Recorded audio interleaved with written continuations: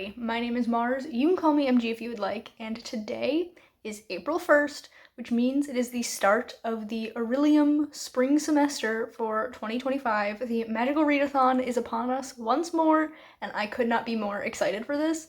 It's genuinely my favorite readathon to participate in, even as someone who hosts my own readathons. There's just so much that goes into it, and it's always such a great time. So, obviously, I'm very excited. I have 4 of the 5 books here that are on my list of books to read for the readathon. The other one I have as an ebook. So I'll just show you what they are, I guess, and tell you what class they're for, but I will leave a link in the description to my TBR video for April, which goes over not just the Magical Readathon, but all of the other books that I will be reading during the month. That's if you want to, know what the prompts are in detail and everything. I'll just tell you what the classes are for now. So if I pick up this stack, up top we have Atomic Women, which is my book for spells and incantations. Then we have The Pairing, which is for elemental studies. And Ember in the Ashes is actually a reread. I think I read it last September for the previous round of Magical Readathon, but it's also a book club pick for me this month, and so I wanted to reread it anyway. So I got to fit that in for my astronomy book, prompt, whatever. And then finally, at the bottom of the stack, we have The Lost Metal, which is for restoration, and then the ebook, I will put a cover up for you to see what it is. It is Strange Beasts, and that is for Art of Illusion. Those are the 5 courses I have to pass for the Moon Warden calling. This is my 4th year doing it, I think. I'm not going to go back and check, but I'm pretty sure I've done it since the beginning of this iteration of the Magical Readathon, which is why I'm sticking it out, even though so many of the new callings that were added this year sound so fun. I will worry about that next year when I get to make a whole new character. But these 4 books and Strange Beasts, I'm excited for literally all of them, and I have no idea where I want to start. So what I'm going to do is I made a list, which I'm now realizing I got the wrong die out for it, but that's fine. I made a list of the 5 of them, and then 6 I put a reroll. I don't know why my computer's making sounds, we're just gonna ignore it. So I got out a d20 for some reason. I'll get a d6 out and we will roll, and if I roll a 1, I will start with Strange Beasts. A 2 is Atomic Women. 3 would be The Pairing. 4 is an Ember in the Ashes, and if I roll a 5, I will start with The Lost Metal. If I roll a 6, I'll just re-roll, and that is how I'm going to figure out the first book I'll be reading for the Magical Readathon. So let me switch this out for the die that I actually need and flip the camera around so you can see me rolling it, and we'll figure this out together. Alrighty, here we go. Sorry if this is shaky. I didn't feel like getting out my camera arm, so I'm just holding my phone to film this. But we've got my book stack, my list, and the appropriate die. So I'm just going to give it a little roll. And, okay, this is maybe the one that I wanted the least. So I rolled 2, which means I'll be starting with Atomic Women, which I do want to read. Let me back up a little bit so you can get the whole cover. This is a nonfiction about the women who helped create the nuclear bomb. So it's about the horrors of that, but also the struggles of women in STEM, and I just feel like it'd be a very interesting intersectional topic to read. I'm not super excited to be starting this off with a nonfiction, but it's what the dice told me, so it's what I'm going with.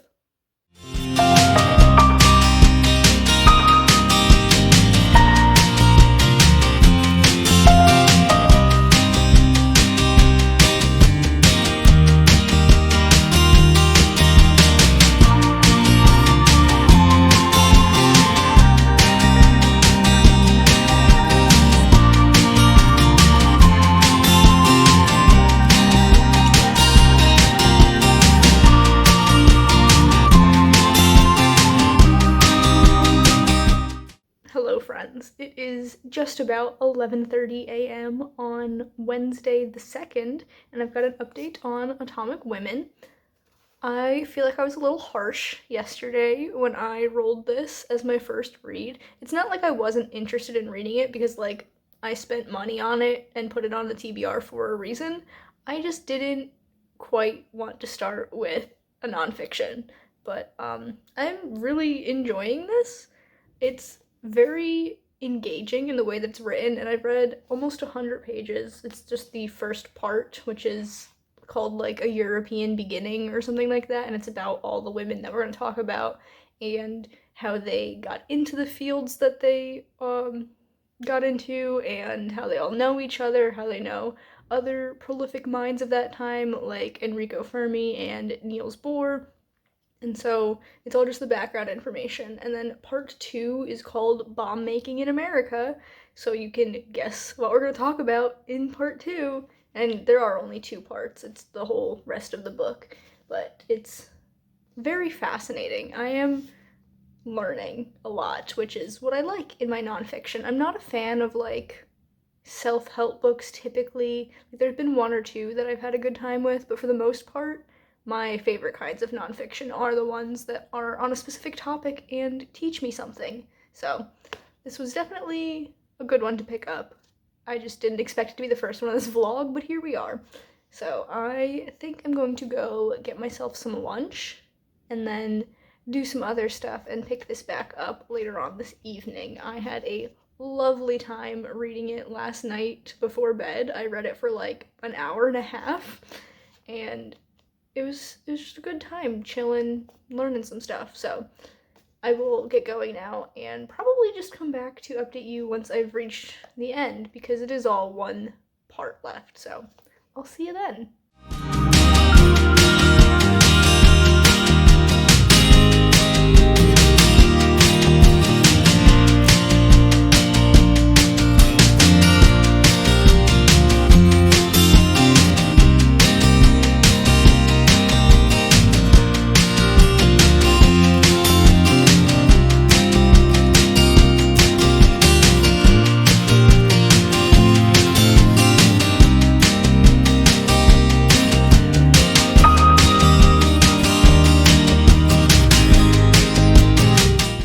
Hello friends, it is just past 7:30 p.m., still on the 2nd, and I have finished Atomic Women. I was reading this downstairs for a little while, and then I wanted to come up here and lay in bed, and I've just finished reading it, and wow. I didn't realize how little I knew about World War II in general, but like this specific situation too. Of course, now there's a plane going by as soon as I'm trying to update. Anyway, yeah, I like know about it. Obviously, I am a person in America who went to school and had history class, but like the details and stuff that I never knew, like I didn't know that the atomic bombs were dropped on Japan months after Hitler was already dead because Japan hadn't yet like pulled back from the war. Like I didn't know that. That was a shock to me to learn. And like a couple of other details I was like, wow, really? So probably something I should read up on a little bit more just to know my history. There were some bits in this second part where I got so lost because it was getting too scientific and too technical for my knowledge. But that is on me. I'm just not a scientifically minded person. But yeah, this was still a really fascinating book. I'm gonna see if my friend Tiara would like this. I have 2 friends who work in the sciences, and also my sister.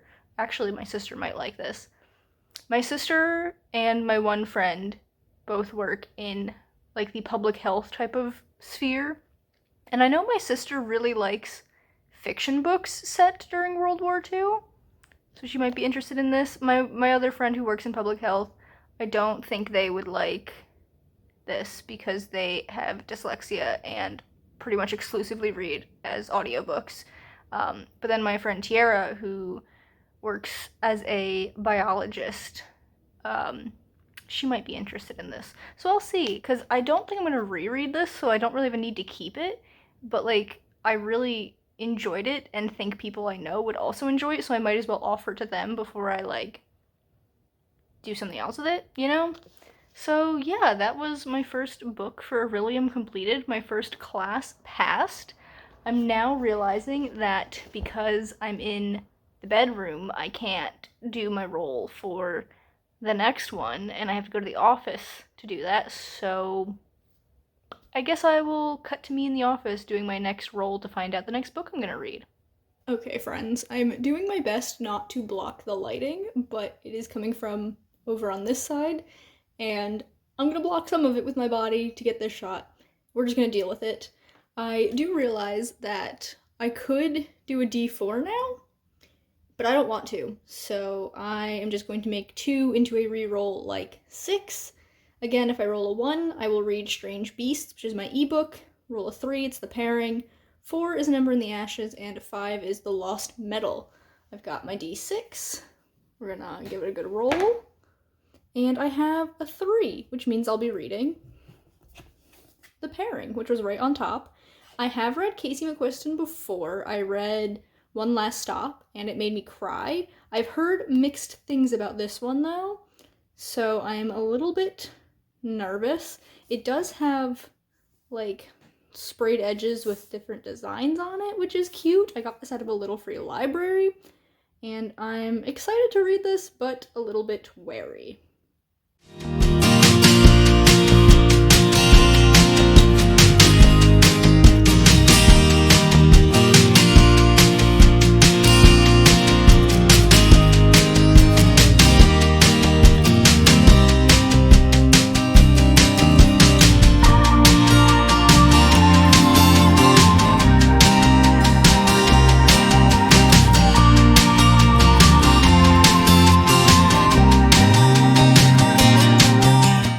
Hello friends, it is about 5:30 p.m. on the 3rd, and I've got an update on the pairing for you. The update is that I'm DNFing this. I am about 23% in, according to my math. I'm stopping on page 95. This just isn't for me. I can't do this. So I did skim ahead a little bit and like read snippets, and I also read some reviews on Goodreads, both good ones and bad ones. I mean like 5-star reads and 1-star reads and a couple in the middle, just to see what I was missing out on, if I would be missing out on anything, and I don't think I would be. I don't want to continue reading this, and nothing that I saw about what's coming up makes me want to hold out for that. So basically, we have our 2 main characters, Theo, who is non-binary, and Kit, who is cis male. And they were childhood friends who kind of, like, not lost touch, but, like, separated a little bit in high school, and then in college, they decided to move in together, realized they were in love, had a great time together for 2 years, and then had a horrific breakup on the plane to England, where they were going to start this food and wine tour of Europe that they'd been looking forward to for eons. They like saved up for a year to go and everything. And so 4 years later is when our story starts. So the food and wine tour that they were going to go on, the vouchers for those expire after 4 years. So they both independently had the idea of, you know what, I'm not going to let this expire. I'm going to use it and actually go on this trip. And they end up going on the same one and running into each other. And that's the gist of it. The first half is told from Theo's perspective, and Theo is, I don't want to say nepo baby because they're not in the industry of their parents, but like they come from a very rich family. Both of their parents are like director producers, and their 2 younger sisters are like childhood stars. Like they're older now, but like they've been in the industry since they were kids. Theo kind of like slipped past that and didn't get involved. They are working on trying to pass the sommelier exam. Like they're really into wine and stuff. Kit, on the other hand, after the breakup, ended up moving to Paris to study making pastries, and so that's what he does. And we get the first part from Theo's perspective, and Theo is kind of just insufferable. Like, they're so annoying. There are no redeemable qualities, in my opinion. And from what I saw online, even the second half from Kit's perspective, it's all about Theo. And I'm like, okay, I don't care for that. The two of them kind of read like horny middle schoolers, like, 14-year-olds who just make jokes about sex every other page, because that's literally 99% of the conversations in this book that have happened so far have been about sex. And on the back of the book, it says that the two of them have a friendly wager to see who can sleep with their hot Italian tour guide first, but that might still happen later on in the book, I don't know, but first there's a wager just to see who can sleep with the most people in general at their different stops. And I think it's really cool the way it's set up, so like you get an introduction to the place that they're going to, so like there's Paris, there's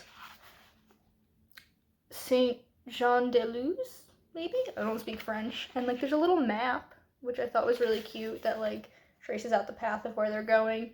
I was really excited because the end is in Italy and they go to places like Cinque Terre and Pisa and Florence and Rome, all places that I've been to, and so I was really excited for that, but I cannot make it that far. I'm just really not enjoying this. And normally for the Magical Readathon, the way things work is if you DNF a book, you have to replace it with another book that fits the prompt. I'm not going to do that. I do not feel like finding another book with a fruit on the cover because I barely squeaked by here. This is grapes on this shirt and peaches on this shirt, which I've learned that the peaches are because there is a 1-to-1 copy of a scene from Call Me By Your Name in this book, which I have not seen that movie. I do not want to see that movie, but I know that scene because who doesn't know that scene? And I'm like, yeah, no, I don't need to read that. Yeah, so normally I would have to pick another book, but I don't feel like finding another book with fruit on the cover. It was fortuitous that I found this anyway. So what I'm going to do is I'm going to spend my hard-earned guild reputation points to purchase a Scroll of Closure, which allows me to use a DNF and still pass the course that this one was for, which I believe is Elemental Studies. I don't remember, but yeah, this is a big no for me. I'm sorry to my friend AJ, who was like Casey McQuiston's #1 fan. I did enjoy One Last Stop. This one just doesn't do it for me. I might check out some other works in the future. There are other books, but yeah, I'm gonna put this down now and I guess switch over to my other camera, like the back camera of my phone, to do another roll and figure out which book I will be picking next. 2 of the books on there I am almost certain that I will absolutely love. The other one I'm a little bit more wary about, but certainly should be a step up from this book. Alright, I'm just holding my phone in my hand for this, so again, I apologize for any shakiness, but I've got my D6, and I've decided if I roll a 1 or a 2, I will read Strange Beasts, which is my ebook. If I roll a 3 or a 4, I'll read An Ember in the Ashes, and if I roll a 5 or a 6, I'll read The Lost Metal. So let's get this going. And I've rolled a 1, which is Strange Beasts. This is an interesting one. It is a book club pick, otherwise I probably wouldn't have even heard of it. But it follows the daughter of Jonathan and Mina Harker from Dracula, who has to pair up and like do work with the daughter of Moriarty from Sherlock Holmes. And it's got the sapphic tag on Goodreads, so I assume that they're gonna fall in love and be gay, which is great, but beyond that, I don't really know anything, so I'm cautiously optimistic. I'm hoping that it'll be a good one.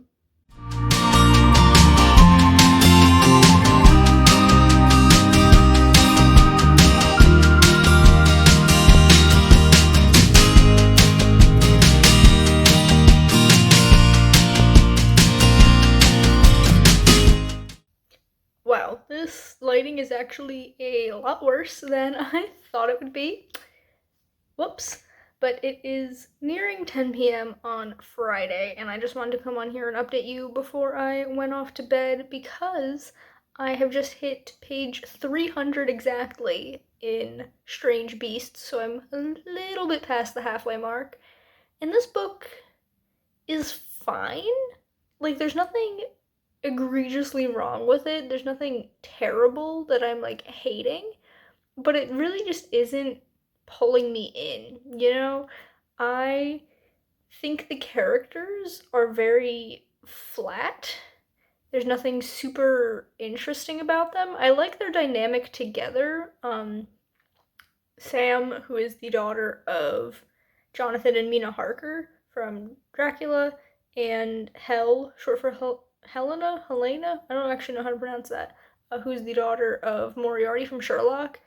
They are partnered together to figure out why these murders are happening in Paris. And I do think that they balance off each other well, but separately, they're not really anything special. They don't really stand on their own, I think. And the side characters are basically non existent. They don't really do anything. Um, wow, this lighting is so bad. It's like flashing. I will try and make this quick so this clip is not awful forever. Um, yeah, the characters aren't really that great. The Paris setting is interesting, and I'm interested in the like serial killer murder mystery, but I'm not like super invested, if that makes sense. So I'm gonna continue reading and finish this book, but it's not gonna be anything higher than like middle of the road unless the ending completely wows me. So, those are my midpoint thoughts. I'm gonna get going so that this clip doesn't have to go on any further, and I will see you, I guess, when I finish this book at some point. Hello, friends. It is 3:45 p.m. on Saturday the 5th. I almost said Friday. It is definitely Saturday. And I've just finished Strange Beasts. Ultimately, this book was fine. Like, there was nothing really egregiously wrong with it, but it was very middle of the road. There was enough going on in the plot and the characters to keep me reading, but not really enough to keep me engaged, if that makes sense. I just didn't feel particularly compelled to continue reading. I just kept reading because it was easy enough to do so, and this was a book club book. I don't know if I'm going to be continuing on and reading the second book, which I think comes out sometime this year. I might, but also I really don't feel compelled to. Like I said, it was an okay book, but nothing amazing, at least to my tastes. Obviously, people are allowed to disagree with that. The ending, the very last line, really feels like a Lord of the Rings reference to me, and I don't know if it was or if it just happens to be a coincidence. That is the funniest thing to me, was that last line. So I am glad that I stuck it out just for that. But now, I only have 2 books left to read. Insanely enough, we've already gone through 3. Granted, one did end up in a DNF, but that's fine. So I am going to get my stuff out and do my little dice roll to see which of those 2 books I'll be reading first, and then I probably won't see you until Monday because I very shortly have to get ready for my friend's wedding that I'm going to this evening, and then tomorrow I've got D&D in the morning, and then I will be running errands pretty much the entire afternoon, and then I have my own Sunday night stream, so I don't have a ton of time for reading coming up, but I will see you at some point, obviously, to continue on with this vlog, but let's do that dice roll to see which book I will be reading next. Okay, friends, here we have my last 2 reads for this vlog. So here we have The Lost Metal, which is the 4th and final book in the Wax and Wane series. I'm so highly anticipating reading this. I absolutely adore the first 3 books, and I'm so excited to see how it all plays out. On the other hand, we have An Ember in the Ashes by Sabaa Tahir. This is the first book in the Ember in the Ashes series, and I have read this before. I think I mentioned that, but I'm not entirely sure. If I didn't, this is the book that I read for the last Magical Readathon, actually, so last September I've read it, but it is the pick for the Nostalgia Train book club this month, so I figured let's give it a reread and refresh ourselves a little bit because it very easily fit into a prompt. So I think what I'm going to do is if I roll an odd number, I will read The Lost Metal, and if I roll an even number, I'll read An Ember in the Ashes. So 1, 3, and 5 will result in this book, 2, 4, 6 this book. Pretty easy. Don't know why I explained that in multiple ways, but I've got my die here. We will give it a shake, and it's a 5, which means I get to read The Lost Metal. Ooh, I'm so freaking excited. I mean, I am also excited to reread this, but The Lost Metal, I'm so happy. There is actually a, what is it called? Fan fiction that I want to reread first that I read like after I finished book 3, because it's a fan fiction that takes place after book 3, before book 4, hinging on an event that happened in one of the last chapters of book 3. And I really, really liked that fan fiction, so I want to give it a reread because it's just so much fun. And then I will read The Lost Metal. I don't have to reread the fanfic, but it's just for my own enjoyment. So I will get going on this within the next couple of days and see you at some point to give you an update, I guess.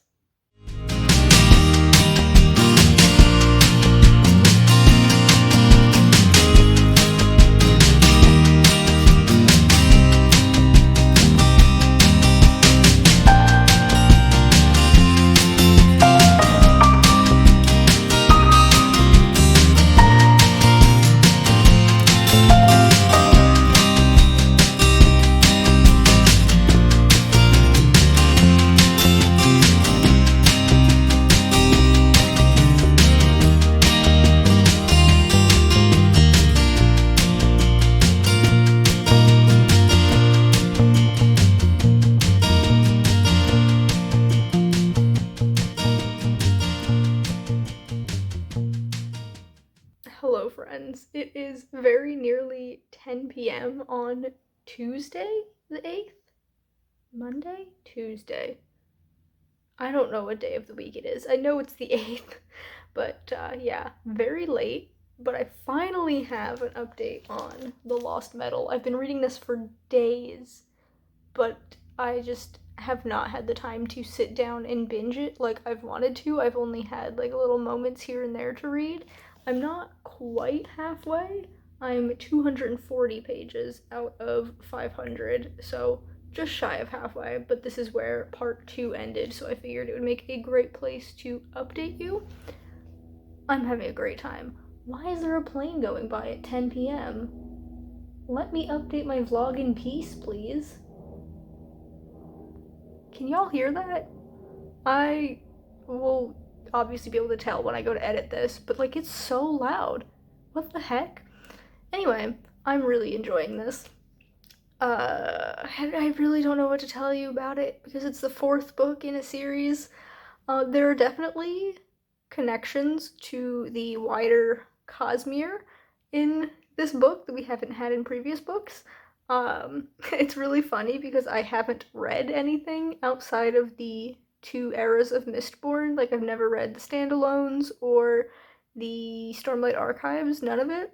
So while I can tell where there are connections to other books in the Cosmere, I don't know what they mean at all. It's really funny, but I'm still like taking note in my mind of things for when I do read more books in the Cosmere.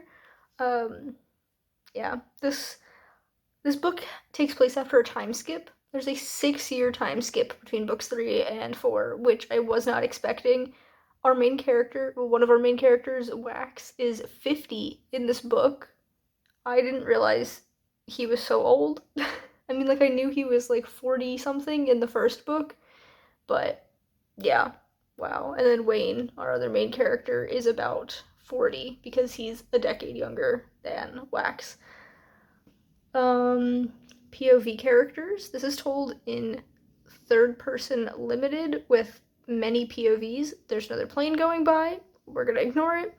And we get Steris's POV for a few chapters, which I'm so happy about. If you didn't know, if you haven't heard me talk about this series before in like wrap-ups and stuff, Steris is my favorite character. I love her so much, and I'm really glad that we get to really see her kind of shine in this book and get her POV. I don't think we had her POV in the first 3. Definitely not the first 2, and I don't think the 3rd book had her POV at all, but maybe it did.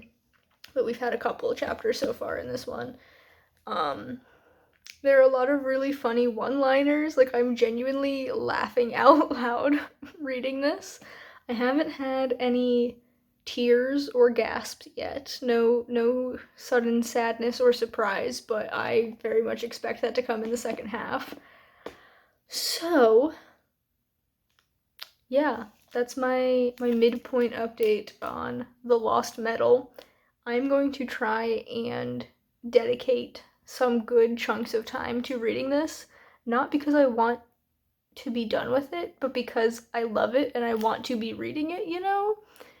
So hopefully it doesn't take me several days to get to it, because I think the last time I updated you was when I was starting this, and that was like Friday. It's been taking so long just to get through these first 200 or so pages. So yeah, I definitely want to make this more of a priority. But I will see you when I finish it, whenever that ends up being.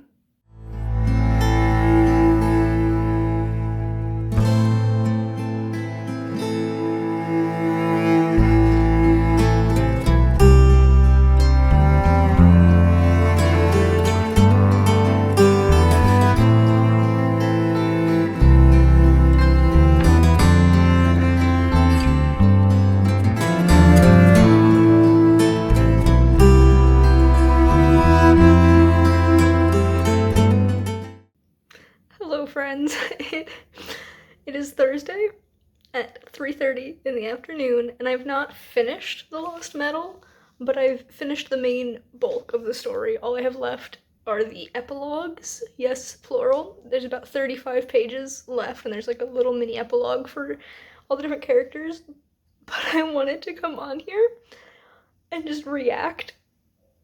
I'm crying, if you couldn't tell. I'm like holding back most of it, but like, oh my god, my heart hurts so bad. I just, I love, I love this series so freaking much. I, the past like 20 or so pages, I genuinely I've had to like stop every 5 or 6 paragraphs to just let it all soak in, because like it's so well crafted, even on like a sentence level. Like I would just read something and be like, I need a moment to like fully take in how amazing this is. And just the plot, I won't lie, the first part of it, like the beginning of this book, is kind of slow and a bit of an adjustment, especially because there's a 6-year time skip. But once we like really got into it, oh my god, I really, really, really want to talk to someone about this, but I don't know anyone else who's read these. Like, I know people who've read Brandon Sanderson. I know Jess is a really big fan of Brandon Sanderson, but I don't think she's read the Wax and Wayne books. Oh, Keiko has, though. I might message Keiko. I need someone to just, like, you know? I don't even know if I have words to speak, but I need someone to, like, do something with about this book, because I'm just so affected. I feel absolutely ridiculous right now, but also, who cares? Who cares? I don't. I mean, I'm purposefully putting this on the internet, so obviously I don't care. But yeah, this, even without having read the last little bit, I know is gonna be a 10 out of 10, and I'm retroactively giving book 3 a 10 out of 10, because, like, the series deserves it. This series deserves all 10 out of 10s. It's rare that I absolutely adore every single installment in a series. Like, even Ranger's Apprentice, which for half my life basically I've considered my favorite series of all time, has installments that I don't like. Namely one installment that I don't like. But oh, my heart. My heart. I know it's like kind of unpopular for people to like Era 2 more than Mistborn Era 1, but I do. Like, this is it for me. This is it. So now I guess I'm going to read these last 30 whatever pages and then come back and tell you about the last book that I'm gonna read. Wow. Wow, I can't believe we're already there. But then again, it is like the 10th, so I don't know. It took me a while to get into this because I was so busy over the weekend, but it's fine. I'm gonna stop stalling now. I'm gonna read the last bit of this. I'm gonna cry my eyes out, and then I will see you. Okay, friends, I'm back. I did not record me reading the epilogues of the Lost Metal because you guys did not need to see me ugly sobbing. Wow, the bags under my eyes are so bad from that. Oof. Okay. Well, I did read them. I did cry a lot. I can't even like say words. I'm like just making sounds and it's so ridiculous. But I'm so glad to have read this. I can check it off of my series tracker now. I can actually delete the series from my series tracker because I finished it, and I don't like keep finished series on my tracker. It just clogs it up. So that's exciting. But we can now put this aside and move on to the last read of the vlog. That's my cat crying at the door. I'll be right back. Okay, I'm back. I just had to entertain my cat for a couple of minutes, but she is content now. And I can show you the last book, which I've already introduced to you in a previous clip, but the last book I will be reading for this vlog is, in fact, An Ember in the Ashes. I'm glad I'm ending on a reread, actually, and something that I know that I like, because after the emotional devastation of The Lost Metal, if I picked up a book that I didn't like, I don't know what I would do. I would be distraught. It would be awful. So, I have in fact read An Ember in the Ashes, and I did really enjoy it. It wasn't like an ultimate favorite, but I still really liked it. I think I gave it like an 8 out of 10. Like, it was really good. And this is the Bujo Buddies, no? Nostalgia Train book club, the other book club that I'm in, pick for the month, with co-host Anna. So or conductor Anna, it's train themed. Her and Violet, she and Violet? I don't know words anymore. They're gonna do a live stream at the end of the month, and I will hop on there as well if my schedule permits. I've got so much going on.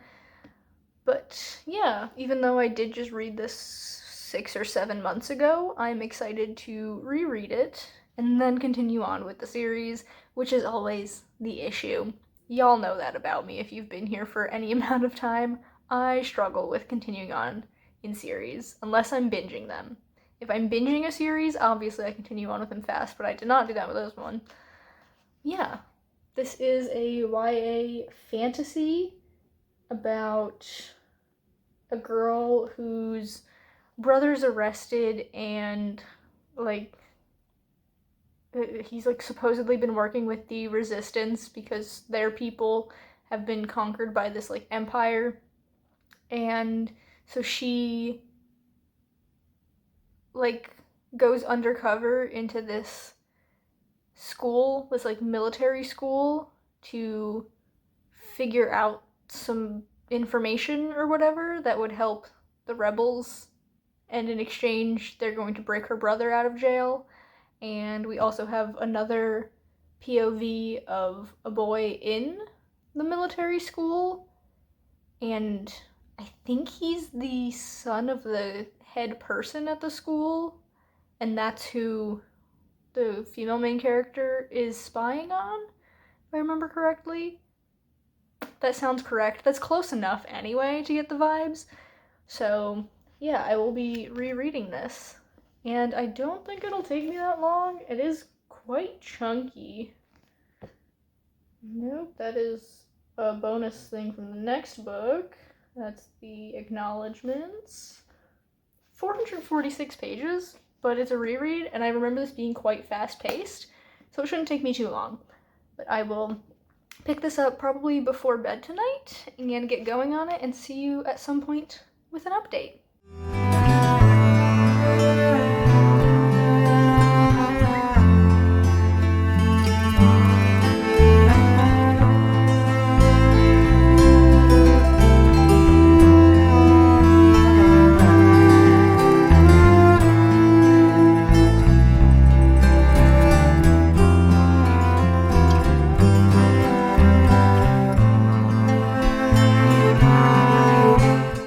Hello friends. It is 9:30 a.m. on Sunday the 13th, and I have officially finished reading An Ember in the Ashes, or rereading, I should say. I didn't give you any updates throughout because This is a reread, so I didn't really have any new thoughts. Like, you can check out my Magical Readathon vlog from September of last year to get my thoughts on this. Well, I did 4 vlogs. Whichever one this one is in, you can check to get my, like, initial thoughts. And honestly, they haven't changed. I feel exactly the same way about this as I did the first time, I think. But I am still glad that I got a refresher on it for the book club that I'm in, and I feel more adequately equipped to talk about this.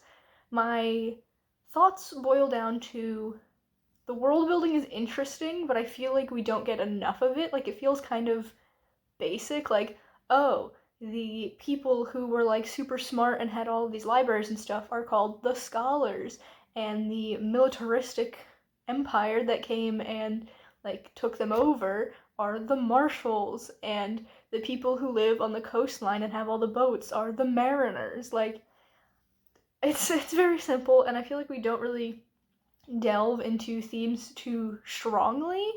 This is the first book in a series, though, so I expect it will just build upon itself, so I'm not mad about the fact that the world building is a little bit shallow in this book. I know we're gonna get more. I also still don't like the romance. I feel like you could cut all of the romance from this and it would be stronger for it. For starters, Laya feels, that's the female main character, I don't know if I've said her name, she feels like she's 14 or 15 instead of, I think she's supposed to be 18. She just reads so young. So when she has romantic tension with someone who's 20, I'm like, ooh, no, that feels gross. Because in my head, she's so much younger. And I think that could have been a really cool dynamic to have if she had been younger, where instead of a romance, they could have like a sibling thing, because she does have an older brother, and there's like stuff going on with that. Like, that's a major part of the plot, is her connection to her older brother, so she could have this like figure who's like, okay, I can't look to my brother for this right now, but I can look to this guy as if he's my brother. I thought that would have been really cool. But no, instead we get romance, because this is 2010s YA. What year did this actually come out? Was it like 2012 maybe?